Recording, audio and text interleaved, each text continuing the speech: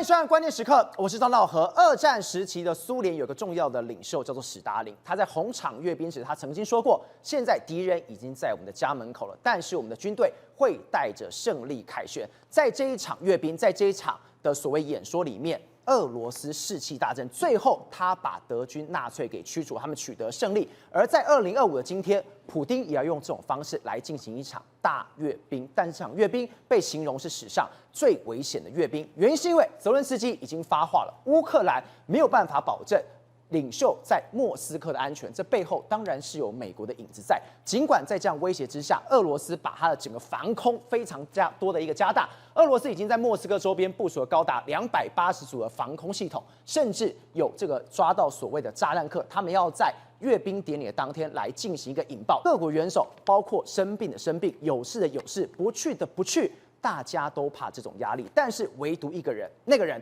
就是中国的习近平，他确定了将在5月7号到10号赴俄国来进行正式的访问。为什么史上最危险的阅兵，习近平他要去？因为对于中国跟俄国来说，他们再不去的话，邪恶轴心国恐怕真的要完全被掀翻了。好，我们现在介绍今天的来宾，第一位财经专家黄世聪，大家好；时评人员张轩，大家好；专业专家林廷辉，大家好；资深媒体人吕国珍，大家好；资深社会记者林玉峰，大家好。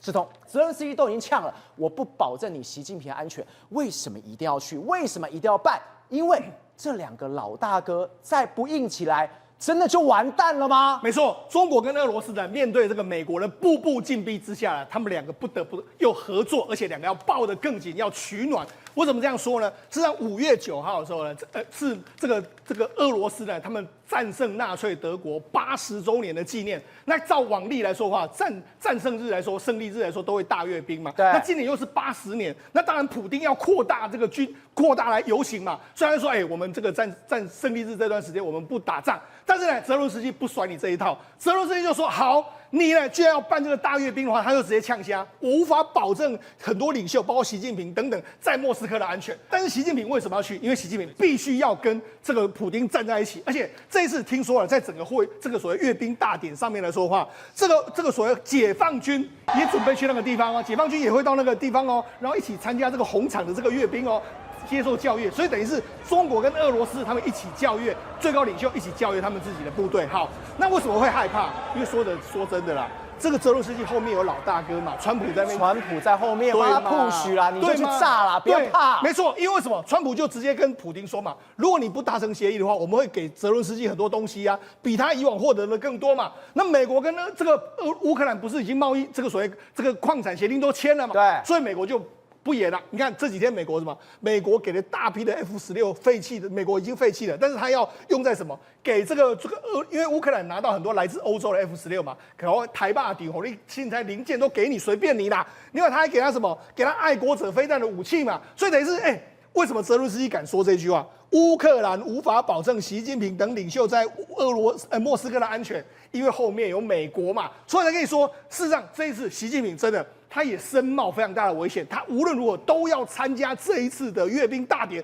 主要原因就是说，现在普丁呢慢慢落衰的时候，我要挺他，但是我也需要普丁挺我，我们兄弟要站在一起，尤其在这个关键的时刻里面。所以习近平最近真的是感觉到危机了嘛？对，我身边的小老弟一个一个都被拔掉。对，但是呢，关于这个俄罗斯的阅兵，我们两个大哥不能输，要做给大家看。其实你前一阵不是访问东南亚吗？访问越南啊，访问马来西亚，访问柬埔寨、问你这些国家呢，都跟你两面手法。你走了之后，我们就跟美国在谈判。所以等于是这一次呢，他们必须要见面，为未来的形势好好的沟通。好，那当然两个老大哥见面的时候呢，这时候呢，他们的小老弟当然也开始有一些老大都已经醒过来，那我们也要开始展现我们的拳脚嘛。第一个，好久不见的这个所谓金正恩。金正恩这几天的时候，突然北韩释出一个画面，画面是什么？你看，这是他们的坦克车，对不对？对。然后就金正恩这样子，他其实很蹲下去都蛮困难，他居然跪在这个地方，在那边看他们的这个装甲车。他说什么？我们的装甲车内部怎么样的状况？他说了，我们要装甲车的战力核心基地，我们要具备从焊接、组装到测试、安全全部的流程的这个自动化，能力彰显北韩在军工系统整合的这个能力。他在秀肌肉。对，好，那这个战车生产出来之后，正好我问你要送到哪里去？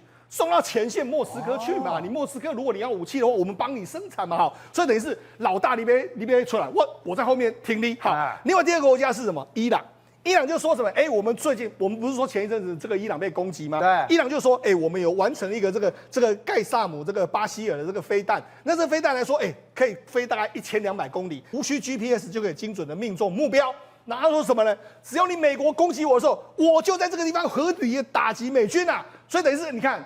这个小老弟伊朗也跳出来，所以等于是伊朗站虾完，北韩也站虾，都是为了他们2个。对，所以你就知道说，事实上这个美国口中的这个协议轴心4个国家，又重新聚在一起了。好，所以我就讲这一次来说的话，当然对普丁来讲，他一定要把这一次的阅兵大典要办好嘛。我们就讲他这次毫无疑问马上就邀请了这个所谓习近平来，那习近平也说 OK， 我一定会去。好，那你看他们2个都去的时候，其实我刚才不是说吗？他其实有邀请非常多人嘛，他邀请了这个斯洛伐克的总理啦，还有印度的总理莫迪啦，还有这个塞尔维亚的这个总统武契奇啦。事实上这几个人呢，他们都跟普丁关系非常好。那结果没想到，他们这几天，因为这个泽伦斯基不是呛虾吗？对，我没办法保证这些领袖在莫斯科的安全哦。结果没想到，这个斯洛伐克总理这个菲佐，还有这个印度总理莫迪就说我们有健康，或者我们另有行程，我们不去俄罗斯的。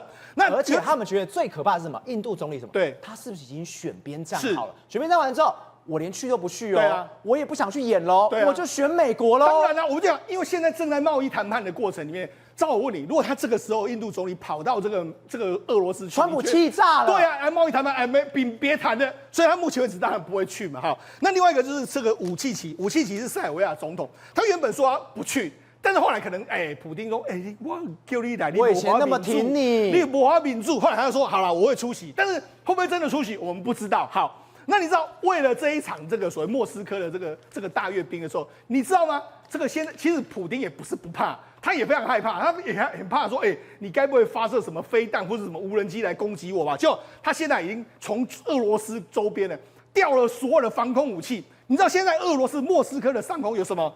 这280组的防空线，280组密密麻麻的，而且俄罗斯现阶段所有的防空系统全部大部分都集结在俄罗斯，所以这是俄罗斯版的铁球的概念。在莫斯科里面有什么呢 ？S400、萨姆400，还有铠甲系统，对不对？还有 Tom M2 的短程防空飞弹。Dome 2N 还有这个 Nobu M 等等的装备，各式各样的装备，防空系统280套，所以等于是防空防的密密麻麻。那你说路面上的部队呢？他派了什么最强悍的喀山的部队，还有格洛兹尼的这个部队来这个地方驻守，所以等于是说地面上的武器，还有这个空中的这个所谓防空系统，我都弄得这个让你插刺眼来飞，你根本是水拨不进来，针插不进来的一个状况。除了他们加强防备，他们现在也开始在抓人啊！你看这个俄罗斯的相关的联邦的这个安全局就说，我们抓了一个涉嫌在胜利日要攻击所谓北高加索共和国的这个塔吉斯坦的这个人员的，她一个女性。然后它里面有非常多爆炸物，他就说他准备在那一天的时候呢，俄罗斯全国在举行这个所谓庆祝日的时候，你居然要在这个地方北高加索要发起攻击。虽然说你看我们抓到这些人，所以告诉你，俄罗斯其实非常担心啊，因为这几天的时候呢，普丁接到了一个非常不好的这个消息。2号吗？对，2号。为什么？因为俄罗斯主力的这个飞机之一的苏30，对，他在这个黑海这个地方在执行武力的时候，他在执行任务的时候，因为他晚间飞出去，但是这个苏30呢，因为他没有这种所谓吊挂夹舱可以瞄准你，所以夜间攻击的时候，他只能够用小型的这个武器。那小型的武器来说，他就用这种机炮。那么到机炮来说的话，你没有这个制导的时候，你要靠比较近这个攻击目标嘛，你可能要飞得比较低的一个目标嘛，这样才能够地面上去摧毁那些所谓地对空的飞弹的武器，这样去摧毁地面上的标的嘛，对，所以它飞得比较低。那飞弹，因为它造价一台大概是5000万美金，对，就5000万美金的时候，就没想到居然被乌克兰打下2架啊！对，两架苏30居然在黑海被他打掉。被打掉的时候，俄罗斯当然吓到。我们从这个无人艇上面的视角看到，就是说，你看，我看到盯到你这个空中上面的这个目标的时候呢，我就发射出这个空对空的飞弹就出去了。然后出去的第一个时间来说，就嘣，这个飞机就变成火光，然后就坠入这个黑海。然后2台就这样，我把你打掉。然后听说他们说，目前为止来说，第一架的这个飞行员是弹跳完成，但是第二架的飞行员就不幸的这个往生。所以这个为什么这个很恐怖？难怪普丁会害怕，我一架无人机可以把我2架苏30对给击毁。对，为什么？因为我刚才不是说吗？飞机飞得很低嘛，那飞得很低，你第一个时间面临到这个武器射出来的时候，你完全没有反应的时间，所以就被击毁的一个状况。那人家乌克兰这样相当开心嘛，乌克兰就说没错，我们这个用这个 Magura 的，我们就跟你讲了。我们 Magura 的无人艇发射这个所谓响尾蛇的红外线的制导的这个飞弹，成功的击落2架苏30的战斗机，是创下了世界战争史上的又一个奇迹，同时为俄军的一个耻辱。那战斗机被无人艇击落，实在没脸见人。所以你看，这个公然洗脸。对，所以为什么普丁会害怕？那这不是第一次哦，在去年12月的时候就有一次了哦。他用无人艇击落这个米8的这个直升机哦，他上次就击落一次哦，所以你看上次这个击落这个米8的时候，大家都已经很厉害，说对，你居然无人艇能够击落这个直升机，大家已经完全都有点傻眼了。这一次轰的是苏30，对，苏30的飞机速度是很快的哦，所以这告诉你什么？告诉你说，乌克兰或许手里还有藏很多秘密武器嘛，他玩真的，他真的要去突袭你的这个所谓的阅兵，莫斯科啊，有可能的，有可能啊，我有什么武器你不知道？好。那我就想，目前为止我们就说嘛，伊朗也是这样，伊朗他现在也要靠2位老大哥啊，为什么呢？第一个，你看伊朗在4月27号的时候，他的这个沙希德拉加姆港不是发生这个大火吗？紧接下来的话，他在这个伊斯法罕尔省的这个地方来说，他的仓库发生大火，而且里面最妙的是什么？这个卡西姆巴希尔，它是用固态燃料导弹飞弹，没错，固态燃料。我们当时在谈4月27号的时候。那个爆炸原因不就是固态燃料吗？对，说真的，它这个所谓固态燃料的这个到底是谁给你的？很清楚嘛，就是中国给你。中国其实现在玩的是2面手法。哦，什么样2面手法？第一个方面说，我当然跟普丁站在一起啊，烂头压低了，我们一起来对抗这个老美。可问题是，你看哦，《华尔街日报》有一个独家报道。他说呢，中国考虑拿这个芬太尼的提案呢，来启动对美国的贸易谈判。怎么可能？之前2月份的时候，川普一直跟他讲说，芬太尼事情你要处理好。他说没有哦，我都没有哦。是，现在5月份你突然要谈判了。对，所以等于是核战2手嘛，就是说，表面上我这个站在普丁这边，我要跟你这个对抗到底。但是私底下，他现在已经派出人出去说，他这一次传言是说他要派出王小洪。那王小洪，我觉得王小洪非常有意思哦，因为他是习近平的人马，习近平非常的安全部都让他负责哦。他如果真的去美国，或者他们现在说啊，不一定让美国，我们可以到第3地去。但是所以这是表示什么？真的双方有开始有可能会谈判的这个状况哦。为什么说习近平这么危险的情况下，他一定要去？原因是什么？内部压力实在太大。你看到光是1周之内，我真的没有办法想到哦，习近平，我们之前有讲，他从来不会因为一个公安事件而出来讲话。没想到这次又因为这种大型的事件，他已经1周内2次出来讲话了。照了，这叫一叶知秋。为什么？因为以前呢，中国大陆动辄我们讲几十人啊，甚至上百人的大灾难，习近平不闻不问。还记不记得那时候水灾的时候，那是成吨的在淹。对。但为什么这时候突然间跟你讲说，贵州黔西这个地方有一艘船，因为突如其来了暴雨。而这个暴雨导致这个船呢，最后产生了翻覆，而其中有1人失踪，9人呢不幸的罹难，70个人还在救治。习近平突然关心起来了，他跟你讲说要千方百计搜救落水人员，需要搜救的只剩1个人呢。对，他跟你讲说要千方百计哦，1条命也是 matter 哦，也很重要哦，所以代表代际已经情况不赶快。对，那不一样在哪里？因为他担心一件事情。如果这些看似微小的事件，它最后面呢都有可能星火燎原。那星火为什么可以燎原？以前防火墙架好好的啊，代表现在它的防火线有破网。我如果这边出了一个帆船意外，很有可能被政敌拿来操作成为打击我的工具。还记不记得4月29号的时候，同样他们发生的这我们讲的大型的火灾跟灾难，习近平马上说教训十分深刻，要全力救治受伤人员，抚恤安抚，尽快查明原因，甚至还讲了重话哦，说叫相关的单位落实安全责任，不要再给我再发生。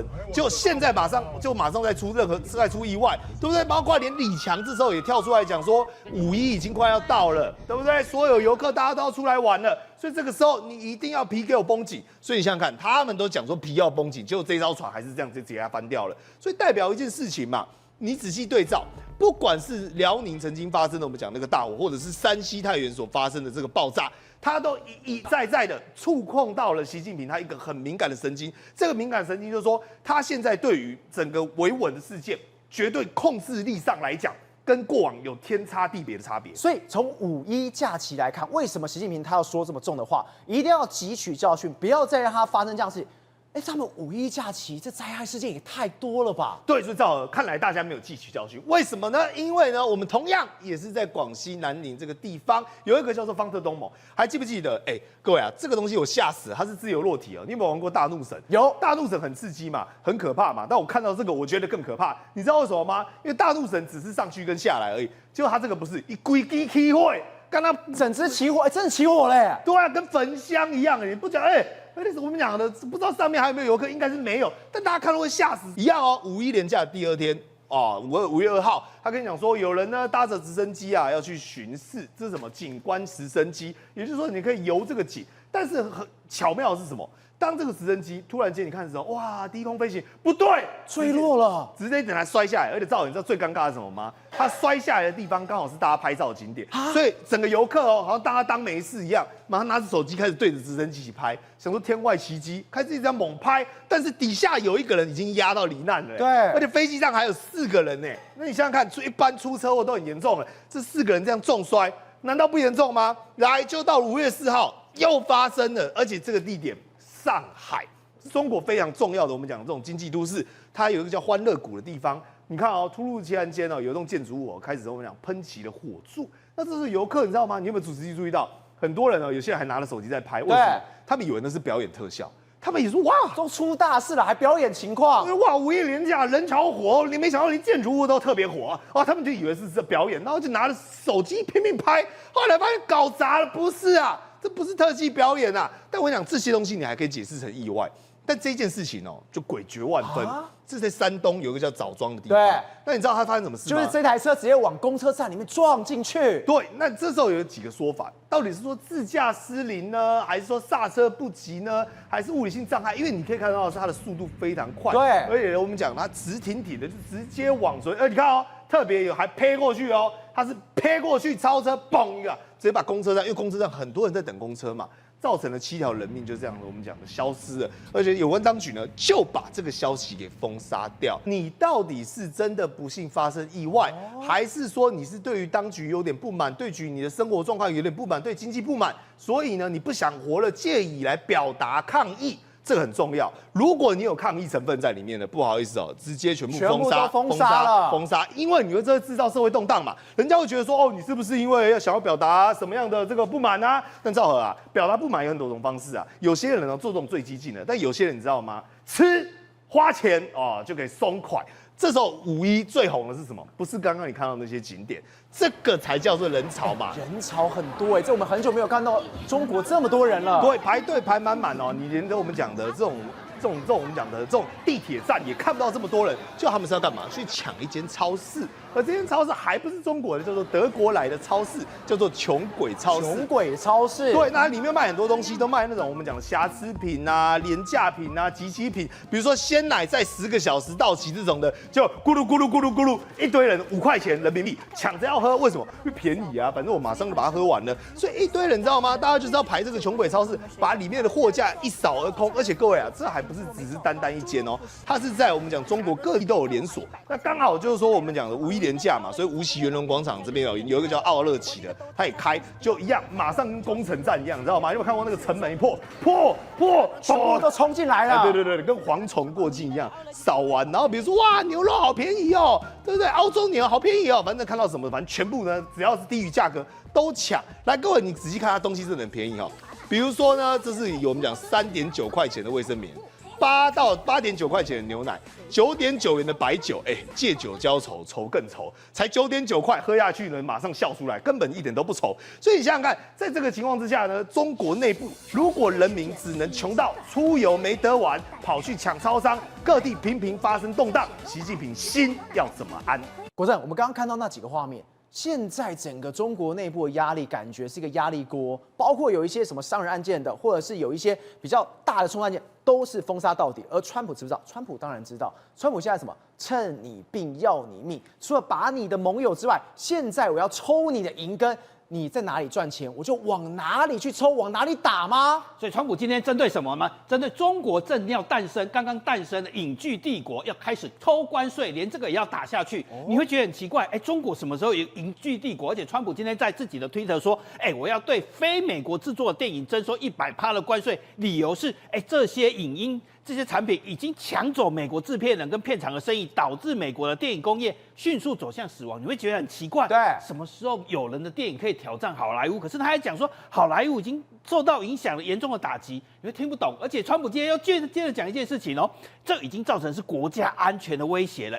讯息传播产业跟国家安全有威胁。你才知道川普每一次打击都是对症下药，而且他看得很清楚，看到中国习近平正在催生一个影视帝国、影剧帝国、短剧帝国，已经正在萌芽了。这个萌芽真的很厉害，中国已经在全世界推短影音。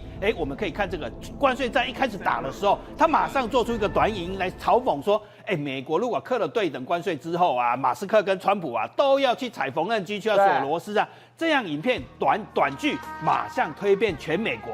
而且不止一个 APP， 美国人已经全部都在看中国制造的短影音跟短戏剧了。PO 研究中心就调查，美国现在1/3的人口使用中国的 TikTok， 再来30岁以下的有62%也使用 TikTok， 这等于什么？你知道吗？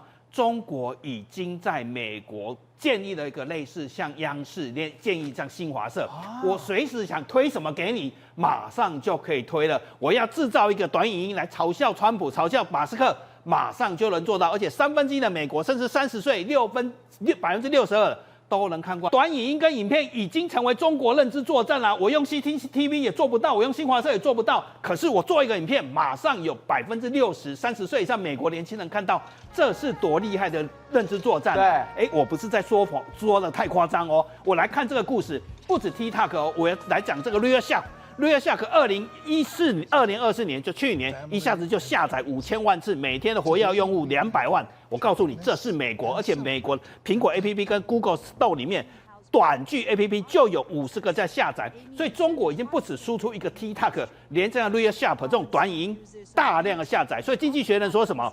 中国征服美国的最新出口品，其实就是短影这个影剧帝国。它像是好莱坞一样拍电影，但是它很厉害哦，它不需要大卡司，也不用名导演，只要找一些默默无语的一些演员，演的是什么很夸张的剧情啊，什么狼人爱上吸血鬼啊，吸血鬼爱上人啊，说只有你想不到，没有他们编不出来，而且大量中国人不断的拍这种撒狗血、犀利眼睛的短剧，2分钟的短剧，反正我爱怎么编，能够有人看就马上再编，一下子，你不要收假的，他已经收入5200万美金，而且这是2024的第一季，这代表什么？美国人真的去买单，他们也喜欢这种狗血的剧情，当然是狗血剧情，而且美国人真的看他是怎么做的吗？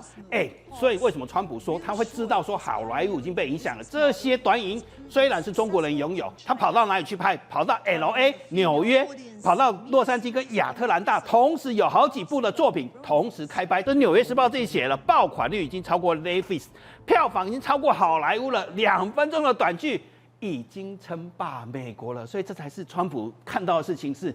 好莱坞这个工业，虽然中国拍电影没有人要看，可是中国短影竟然渗透到美国去了。所以为什么那个踩缝纫机的，一下子全美国人都可以看得见，做一场认知作战，比那个央视还厉害。对，所以你要再来看这个中国多夸张。2025年这是最新的，我刚才讲了，2025年海外短剧收入已经超过了24亿人民币，下载2.5亿次。所以你看出入市场有美国、日本。再来，拉丁美洲其他国家，甚至连非洲都有了。最新的哦，你看到这个 APP 我听都没听过，叫 Top Shop， 已经在日本变成第1名嘞。大小姐正在偷偷实习中，这种狗血剧情竟然会出现。大小姐在职场霸凌，这种剧情我都想不到。他们这么爱这种片，竟然开发，而且现在全世界哦，现在第1季全世界有431个短剧，80%前5名的80%。都来自中国，所以你说美国的好莱坞受影响嘛？其实我们来看数据，它美国依然有153亿美元的贸易顺差，就是光卖电影，好莱坞能打遍全世界，所以根本不存在中国电影威胁美国电影工业，这是事实。但是有一件事情是真的，短影音已经抢了大家的眼球，它正在侵占全世界，所以川普这次是动手动什么？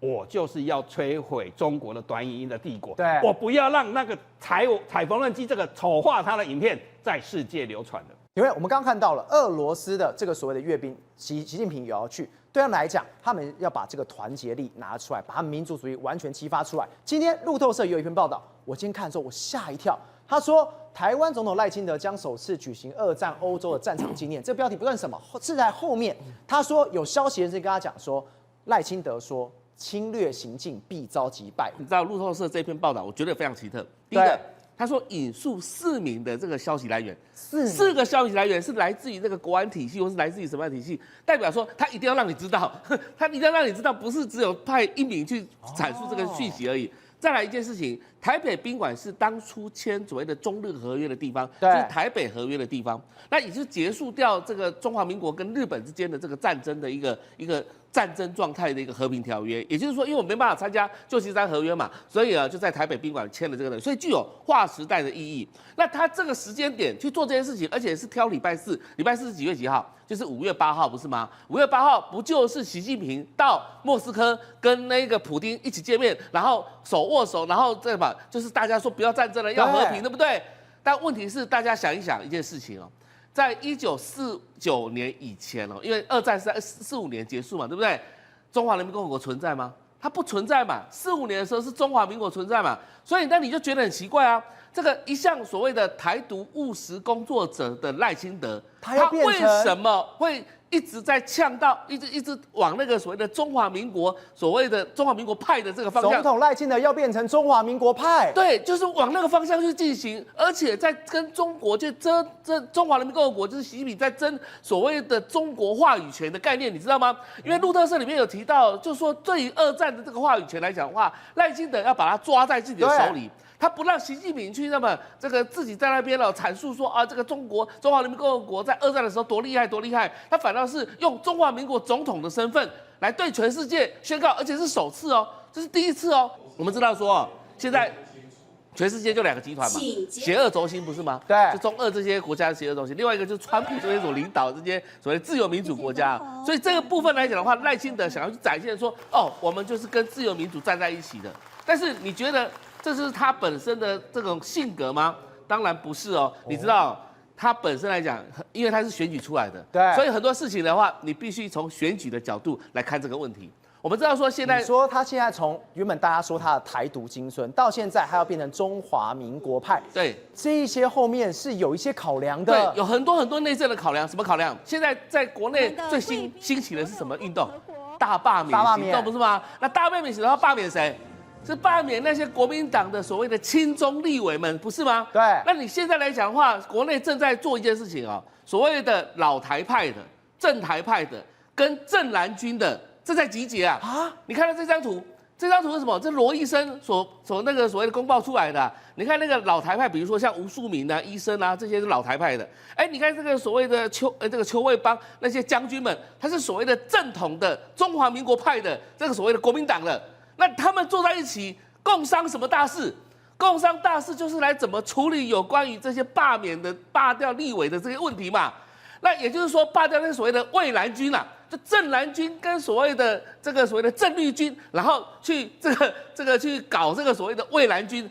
哎，这不就是所谓的你看到，这是准备赖清德他要把他那个整个这个所谓的政治光谱呢，往那个中华民国派的去移动，对，然后去集结去拉拢这个所谓的正蓝军的一个民心嘛，是这样子看。以前大家都在批评民进党什么事情，都你不会正视过往的历史啊，这个8年抗战，当时的这些老伯伯他们啊怎么去打这个日本军的，对不对？这一段这个过往什么抗战史，也不是因为他们认为说民进党你亲日本，对不对？对，都不会提。但是现在赖清德提了、啊，赖清德提了之后，不管是提日本、提德国，这些都是说你是侵略啊。虽然表面上说，这侵略者是中国，但是这些在这个所谓的正蓝军的中华民国派的这些将领们，这些老伯伯的这个心里面，这个民进党出身的中华民国总统都会去提到所谓的过往我们这一段历史啊。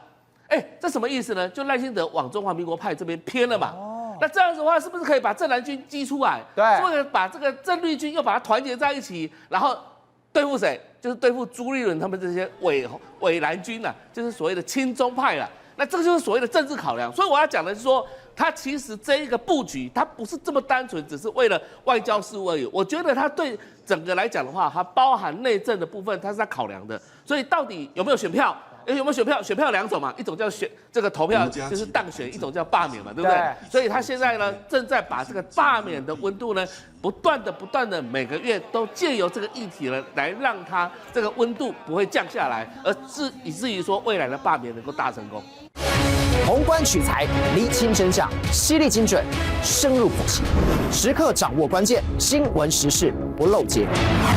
老时段，新气象，我是钟浩和，关键时刻2.0，全新出击。